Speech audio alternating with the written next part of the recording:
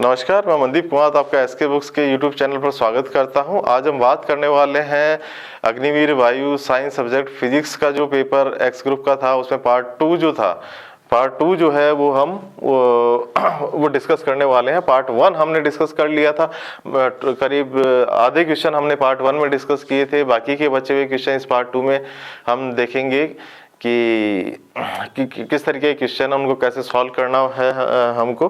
तो स्टार्ट करते हैं पार्ट 2। देखिए हमने जो क्वेश्चन किए थे वहां पे वो 12 नंबर क्वेश्चन तक कर लिए थे। अब 13 नंबर क्वेश्चन जो है वो क्या कहता है, ये लॉजिक गेट पे है, इलेक्ट्रॉनिक्स का क्वेश्चन है। क्या कहता है कि identify the logic gate. Logic gate जो है वो आइडेंटिफाई करना है हमको, कौन सा लॉजिक गेट है जो सिंबल, जिसका सिंबल इस तरीके से होता है। तो देखिए जो और गेट होता है, जो और गेट होता है उसका सिंबल इस तरीके से होता है, और इसके आगे देखिए एक डॉट लगाया हुआ है, एक गोला बनाया हुआ है। तो अब ये क्या होता है कि जो और गेट का सिंबल है ये तो और गेट के हिसाब से काम करता है, लेकिन अगर आगे आप एक इस तरीके का गोला लगा देते हैं, इस तरीके का पार्ट कर देते हैं, तो ये सारा पार्ट जो है उसको उल्टा कर देता है। मान लीजिए यहाँ आउटपुट 1 था, तो इस केस में सेम इनपुट के लिए आउटपुट 0 हो जाएगा। मान लीजिए यहाँ आउटपुट 0 था, तो सेम इनपुट के लिए यहाँ आउटपुट 1 हो जाएगा। तो कहने का मतलब ये है कि ये और गेट नहीं है, ये नॉर गेट है। तो यहाँ से इसका करेक्ट आंसर है नॉर गेट। चलिए आगे देखते हैं। ये सिंपल क्वेश्चन है यहाँ पे। उसी तरीके से वापस इलेक्ट्रॉनिक्स का एक और क्वेश्चन आया हमारे पास कि an NPN transistor can be consider to be equivalent to 2 diodes connected, which of the following figure is the correct one. देखिए क्वेश्चन क्या पूछा है, एनपीएन। तो यहाँ से हम फर्स्ट ऑप्शन को देखते हैं। ये पी पार्ट होता है, ये एन पार्ट होता है, ये पी पार्ट होता है, ये एन पार्ट होता है। तो ये तो एनपीएन नहीं बन रहा है। यहाँ से इस पार्ट को अगर हम देखेंगे तो ये है एन पी पी एन। तो यहाँ से ये हमको समझ में आता है कि ये एन पी एन जो है ये यहाँ से कॉम्बिनेशन बन रहा है एन पी एन। तो ये जो बी है यहाँ पे करेक्ट आंसर है। और इस कॉम्बिनेशन को भी देख लेते हैं हम। जैसे ये है पी, ये है एन, ये है पी, तो ये कॉम्बिनेशन पी एन पी का है। ये है कॉम्बिनेशन एन पी, तो ये कॉम्बिनेशन भी नहीं बैठ रहा है। तो ये वैसे ही आपको बता चुके हैं, ये करेक्ट आंसर है। तो इस तरीके से आप जो है सिंबल देख के और एनपीएन ट्रांजिस्टर की जो डिज़ाइन है वो देख सकते हैं कौन सा एनपीएन ट्रांजिस्टर है। अच्छा देखिए ये अच्छा क्वेश्चन है। ये 8th चैप्टर जो आपका 12th की एनसीईआरटी का जो 8th चैप्टर है इलेक्ट्रोमैग्नेटिक वेव, उससे रिलेटेड है। ये क्या कहता है कि choose the correct relation between the electromagnetic wave speed C, electrical permittivity epsilon naught of free space and magnetic permeability mu naught of free space. तो देखिए इससे एक सीधा सा रिलेशन है कि ये जो सी होता है ये 1/√ऑफ म्यू नॉट एप्सिलॉन नॉट होता है। इसका बहुत अच्छा खासा डेरिवेशन होता है, बट उस डेरिवेशन में हम नहीं जाएंगे। आपको सीधा यहाँ पे याद रखना है कि सी जो वेलोसिटी ऑफ लाइट है वो इस तरीके से रिलेटेड होती है इलेक्ट्रिकल और मैग्नेटिक परमिबिलिटी से। तो ये सी जो है यहाँ पे करेक्ट आंसर है। देखिए ये भी अच्छा क्वेश्चन है। Which of the following statements is correct regarding the equilibrium of a body. देखिए इक्विलिब्रियम क्या होगा, इक्विलिब्रियम जब होगा जब बॉडी स्टेबल है, कहीं मूव नहीं कर रही है, ना रोटेट कर रही है, ना मूव कर रही है। तो इसके ऑप्शंस देखते हैं कब होगा ये। तो there is no force acting on it. ये तो ऐसा जरूरी नहीं है कि कोई फोर्स उस पर एक्ट नहीं कर रहा हो। जैसे मान लीजिए मैं इस बॉडी का एग्जांपल लेता हूँ, एक फोर्स इधर से लग रहा है, एक फोर्स इधर से लग रहा है, ये बॉडी कहीं मूव नहीं कर रही है, इक्विलिब्रियम में है। तो ऐसा तो नहीं है कि इस पर फोर्स एक्ट नहीं कर रहे हैं, इस पर 2 फोर्स एक्ट कर रहे हैं, पर ये बॉडी इक्विलिब्रियम में है। तो ये ऑप्शन जो है ये इनकरेक्ट है। यहाँ से ये इनकरेक्ट ऑप्शन नजर आता है। फिर सेकंड है कि the forces acting on the body are not in contact with it. तो बॉडी के कांटेक्ट में नहीं है, ये भी ऑप्शन गलत है। और थर्ड ऑप्शन जो है यहाँ पे हम देखते हैं the combination of all the forces acting on the body balances each other. तो ये ऑप्शन को देखिए आप। अभी भी जैसे मैंने एग्जांपल दिया 2 फोर्सेज थे, इसी तरीके से मान लीजिए आप 10-15 फोर्सेज लगा देते हैं, बट सारे फोर्सेज मिलके अगर उनका जो वेक्टर सम है वो 0 हो जाता है तो बॉडी फिर भी इक्विलिब्रियम में है। जैसे मैंने अभी लगा रखे हैं ये फोर्सेज, 5-10 फोर्सेज मैंने लगा दिए, तो ये बॉडी अभी भी इक्विलिब्रियम में है। तो ये कॉम्बिनेशन जो है, ये जो स्टेटमेंट है ये करेक्ट है। और the body is in water, तो वाटर में कोई ज़रूरी नहीं है कि बॉडी स्टेबल हो। वाटर में जैसे मान लीजिए आप किसी बॉडी को डालते हैं तो वो बॉडी नीचे जा रही है, तो उससे फोर्सेज जो है वो बैलेंस नहीं है। तो ये भी ऑप्शन जो है वो इनकरेक्ट है। तो चलिए नेक्स्ट क्वेश्चन देखते हैं हम यहाँ पे। अब ये अच्छा क्वेश्चन है जो थर्मोडायनामिक्स से रिलेटेड है। क्या कहता है question? The efficiency of A Carnot engine operating between temperature of 100 degree centigrade and -23 centigrade will be. तो देखिए मैं कार्नोट इंजन की एफिशिएंसी बताता हूँ। ये क्या होती है? 1 - TL डिवाइडेड बाई TH, और यहाँ से इक्वेशन आ जाती है TH minus of TL divided by TH। तो TH कितना है? तो TH जो है वो हायर टेम्परेचर है, वो 100 डिग्री सेंटीग्रेड है, तो मैं इसको लिख देता हूँ 273 + 100। और जो लोअर टेम्परेचर है वो कितना है? तो वो है 273 और माइनस ऑफ -23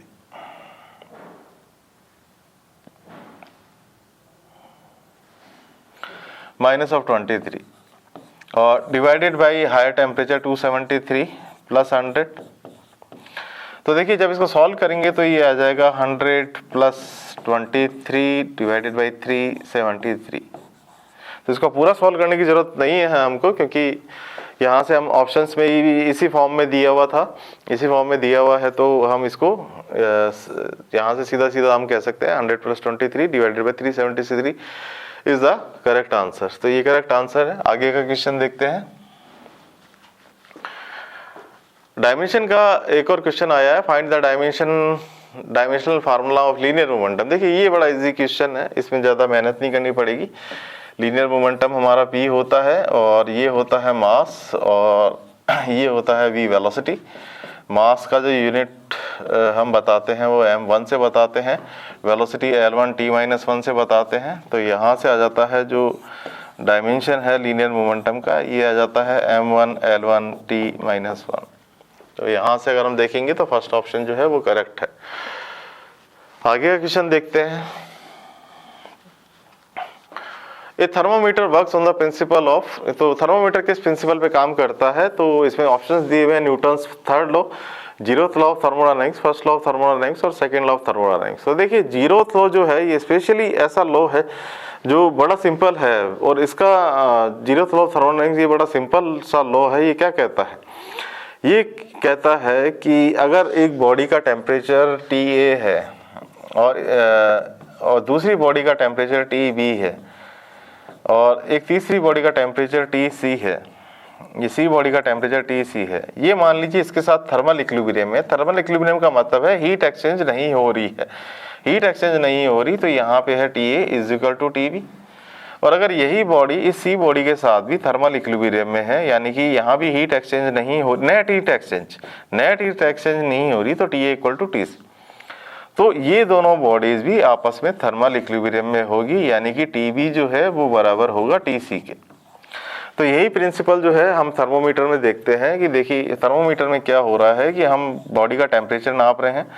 तो बॉडी के टेम्परेचर से क्या हुआ कि पहले जो मरकरी जो यहाँ पे था वो उसने हीट ली, लेकिन बाद में क्या हुआ, जब इक्विलिब्रियम हो गया, जब थर्मल इक्विलिब्रियम आ गया, तो यहाँ पे जाके ये मरकरी रुक जाता है और जो हीट बॉडी इसको दे रही है वही हीट ये बॉडी को दे रहा है, यानी कि जितना टेम्परेचर बॉडी का है उतना ही टेम्परेचर इस थर्मोमीटर का है। तो वो हीट एक्सचेंज जो है, नेट हीट एक्सचेंज जो है वो 0 है। तो ये रिलेटेड है 0th लॉ ऑफ थर्मोडायनामिक्स। तो ये तो क्या करेक्ट आंसर। मैं आपको बाकी के लॉज भी बता देता हूँ। देखिए क्या है बाकी के लॉज। तो ये है न्यूटन का थर्ड लॉ जो है एक्शन रिएक्शन में बेस्ड है न्यूटन का, वो फोर्सेस से डील करता है, तो ये इनकरेक्ट ऑप्शन है। और फर्स्ट लॉ ऑफ थर्मोडायनामिक्स जो है ये कहता है कि जो हीट गिवन है वो दो काम करती है, एक तो इंटरनल एनर्जी में चेंज करती है, एक वर्क डन करती है थर्मोडायनामिक सिस्टम पे, तो ये भी रॉन्ग आंसर है। और सेकंड लॉ ऑफ थर्मोडायनामिक्स क्या कहता है कि हीट हायर टेम्परेचर से लोअर टेम्परेचर की तरफ होता है और complete conversion of heat into work is not possible. तो ये सेकंड लॉ उस पॉसिबिलिटी को बताता है, तो ये भी इनकरेक्ट आंसर है थर्मोमीटर के रेस्पेक्ट में। तो आगे देखते हैं हम क्वेश्चन। तो इसका जो करेक्ट आंसर था वो था B, 0th law of thermodynamics. देखिए ये एक यहाँ पे क्वेश्चन पूछा गया है कि a bar magnet of magnetic moment m is placed in a magnetic field B, find the work done in rotating the bar by magnet rotating the bar magnet by 180 degree. एक bar magnet है और उसको rotate किया तो कितनी energy 180 degree से घुमाने में जो है करना पड़ेगा, इतना वर्क डन करना पड़ेगा। तो देखिए जो पोटेंशियल एनर्जी होती है ये चेंज होती है M B cos theta 1 minus of cos theta 2, हम इस तरीके से कहते हैं। तो जो ये आ गया यहाँ से एम बी, और शुरू में एंगल 0 है और बाद में जो एंगल हो गया वो कॉस 180 हो गया, क्योंकि 0 से 180 डिग्री तक हमने घुमाया है। तो ये u बराबर आ गया यहाँ से एम बी 1 माइनस ऑफ -1 यानी कि 2 एम बी।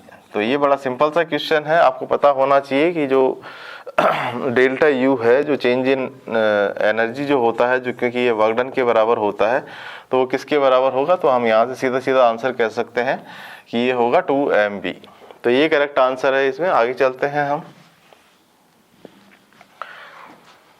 देखिए, on heating a ferromagnetic substance above Curie temperature it becomes paramagnetic, becomes diamagnetic, remains ferromagnetic with constant magnetic substitutivity, none of this. तो देखिए, एक फेरोमैग्नेटिक सब्सटेंस क्या होता है? ऐसा सब्सटेंस होता है जिसमें एक्सटर्नल अगर मैग्नेटिक फील्ड लगाया जाए तो वो मैग्नेटाइज हो जाएगा और उसके अंदर जो मैग्नेटिक फील्ड है बहुत ही ज़्यादा हो जाएगा compare to external magnetic field. ये फेरोमैग्नेटिक सब्सटेंस होता है। पैरामैग्नेटिक सब्सटेंस वो होता है कि बाहर से अगर एक्सटर्नल मैग्नेटिक फील्ड मैंने अप्लाई किया तो वो खुद भी मैग्नेटाइज हो जाएगा, बट इतना मैग्नेटाइज उसके अंदर इतना मैग्नेटिक फील्ड नहीं होगा जितना एक फेरोमैग्नेटिक सब्सटेंस क्रिएट करता है या फेरोमैग्नेटिक सब्सटेंस के अंदर क्रिएट होता है। तो पैरामैग्नेटिक हल्का सा कम मैग्नेटिक फील्ड प्रोड्यूस करता है कंपेयर टू फेरोमैग्नेटिक। अब हमने लिया फेरोमैग्नेटिक सब्सटेंस और उसको हीट किया क्यूरी टेम्परेचर के अबव। तो देखिए, फेरोमैग्नेटिक सब्सटेंस जो है वो अगर हीट किया जाएगा क्यूरी टेम्परेचर के अबव, ये स्पेशल टेम्परेचर कहलाता है क्यूरी टेम्परेचर। तो इस टेम्परेचर पे जब हम उस फेरोमैग्नेटिक सब्सटेंस को हीट कर देते हैं तो ये पैरामैग्नेटिक सब्सटेंस में कन्वर्ट हो जाता है। ये थ्योरेटिकल क्वेश्चन है। डायमैग्नेटिक तो वो होता है सब्सटेंस की जो मैग्नेटिक फील्ड को वीकली रिपेल करता है। तो इस क्वेश्चन का जो आंसर है वो ये है कि क्यूरी टेम्परेचर के अबव ये जो फेरोमैग्नेटिक सब्सटेंस है पैरामैग्नेटिक कन्वर्ट हो जाएगा, पैरामैग्नेटिक में कन्वर्ट हो जाएगा। नेक्स्ट क्वेश्चन देखते हैं हम। The soap bubble has ready in the ratio 5:3. What is the ratio of excess pressure inside them? देखिए, दो सोप बबल हैं। एक सोप बबल है और ये मान लीजिए इसका रेडियस जो है ये 5R है और ये जो दूसरा सोप बबल है इसका जो रेडियस है ये 3R है। डबल लेयर होती है इनमें सोप बबल में। तो इनके अंदर जो एक्सेस प्रेशर है, लेट अस सी फर्स्ट ये है, तो मैं कह देता हूँ एक्सेस प्रेशर जो होता है ये सोप बबल के अंदर ये होता है 4T डिवाइडेड बाई R। तो ये है 4T डिवाइडेड बाई R। तो ये मान लीजिए मैं नाम देता हूँ A और ये B। तो excess pressure inside the A is this और डेल्टा P ऑफ B कितना आ जाएगा? तो ये आ जाएगा 4T डिवाइडेड बाई 3R। यहाँ से हम कहते हैं delta P A divided by delta P B. तो यहाँ से कितना आ जाएगा? ये आ जाएगा 4T डिवाइडेड बाई 5R और यहाँ से आ जाएगा 4T डिवाइडेड बाई 3R। तो यहाँ से रेशियो जो है ये आ जाएगा 3:5।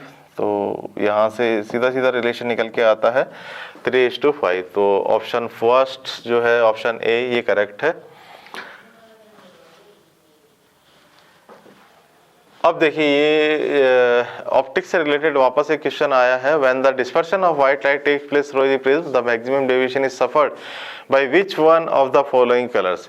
एक प्रिज्म से जब व्हाइट लाइट का डिस्पर्शन होता है, जैसे ये प्रिज्म है और प्रिज्म में से जब व्हाइट लाइट गुजरती है तो किस कलर का डेविएशन जो है, किस कलर का डिस्पर्शन सबसे ज़्यादा होता है? तो देखिए, व्हाइट लाइट है और वाइट लाइट जो होती है 7 कलर्स इसके निकल जाते हैं, 7 कलर्स इस तरीके से डिस्पर्स हो जाते हैं। तो सबसे ज़्यादा जो डेविएशन होता है, सबसे ज़्यादा जो डेविएशन होता है वो होता है जिसका वेवलेंथ सबसे कम होता है। तो ये वेवलेंथ सबसे कम होता है वॉयलेट कलर का, और जो और कलर्स हैं VI B G Y O R, इस तरीके से ये डेविएशन होता है यहाँ पे। तो मेरा कहने का क्या मतलब है कि जो वॉयलेट कलर है इसका डिस्पर्शन सबसे ज़्यादा होता है, ये इसका डेविएशन जो है सबसे ज़्यादा होगा। तो ये जो वॉयलेट कलर है इसका करेक्ट आंसर है। और देखिए ये एक चीज़ और है, मैं आपको यहाँ पे स्पेशली बताना चाहूँगा कि इसका जो रिफ्रैक्टिव इंडेक्स होता है म्यू, जो प्रिज्म का है, ये वेवलेंथ पे डिपेंड करता है। इन सब की वेवलेंथ जो है, लैम्डा रेड मान लीजिए रेड की वेवलेंथ है और लैम्डा वॉयलेट जो है वॉयलेट की वेवलेंथ है। तो जो म्यू होता है ये इसका कुछ ऐसा रिलेशन होता है कि ये जो वेवलेंथ होती है इसके इन्वर्स के जो है इसके इन्वर्सली स्क्वायर और इसी तरीके की टर्म्स जो आगे आती है उसके प्रोपोर्शनल होता है। मतलब लैम्डा जितना ज़्यादा होगा म्यू उतना ही कम होगा। तो रेड की वेवलेंथ जो है ये ज़्यादा है तो म्यू उतना ही उसके लिए कम हो जाएगा। तो रेड जो है वो लीस्ट डेविएशन सफ़र करेगा और वॉयलेट क्योंकि इसकी वेवलेंथ कम है तो म्यू इसके लिए ज़्यादा हो जाएगा और ज़्यादा हो जाएगा तो ये ज़्यादा डेविएशन सफ़र करेगा। ये थर्मोडायनेमिक्स का क्वेश्चन वापस आया है। A particular system gains 200 kilo joule of heat and results in change in internal energy of 129 kilo joule, calculate the work done. तो बड़ा सिंपल सा क्वेश्चन है कि डी क्यू है ये बराबर होता है D you plus delta W. तो जो डी क्यू है वो है 200, तो हमको निकालना है कि वर्क डन कितना होगा। तो जो चेंज इन इंटरनल एनर्जी है वो है 129 किलो जूल और डेल्टा डब्लू निकालना है। तो हम 200 में से 129 माइनस करेंगे तो ये आंसर आ जाता है यहाँ पे 71 किलो जूल। प्लस का आ रहा है तो ये प्लस 71 किलो जूल जो है इसका करेक्ट आंसर है।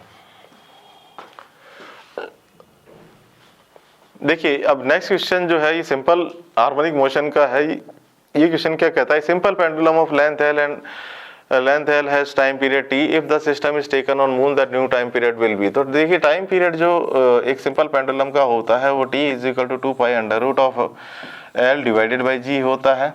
अब जब हम मून पे ले जाते हैं तो नया टाइम पीरियड क्या होगा, तो ये होगा 2 पाई। लेंथ तो देखिए पेंडुलम की वही रहेगी और मून पे जो है G/6 हो जाता है अर्थ के कंपैरिजन में। तो यहाँ से हम क्या कह सकते हैं कि जो T डैश है वो बराबर है अंडर रूट ऑफ 6 और मल्टीप्लाइड बाई 2 पाई और यहाँ पे आ गया L/G। तो ये T डैश को हम कह सकते हैं ये under root 6 times of T हो गया। तो ये जो B है ये इसका करेक्ट आंसर है। तो यहाँ पे हमने ये 2022 के पेपर जो है कम्प्लीटली सॉल्व किया। पार्ट 1 में भी हमने क्वेश्चन किए थे, पार्ट 2 में भी क्वेश्चन किए थे। तो ये 2 पार्टों में हमने 2022 का पेपर सॉल्व किया है। तो ये यहाँ पे आगे भी हम आपको और भी जो पेपर्स हैं उनके सॉल्यूशन देते रहेंगे। तो ये इस हमारा वीडियो एक ऐसा लगा इसको कमेंट बॉक्स में ज़रूर लिखिए और हमारी वीडियो को लाइक कीजिए, दोस्तों के साथ शेयर कीजिए और हमारे चैनल को सब्सक्राइब कीजिए। और ये जो बुक यहाँ दिखाई हुई है ये हमारी बुक्स है जिनमें ये पेपर मिल जाएगा। अग्निवीर वायु, Indian air force, science subject practice paper, solve papers है, सॉल्यूशन भी मिलेगा इनमें। और थ्योरी के लिए हम ये बुक्स आपको रेफर कर सकते, आप ये बुक्स रेफर कर सकते हैं। तो यहाँ पे आज का वीडियो हम ख़त्म करते हैं। धन्यवाद।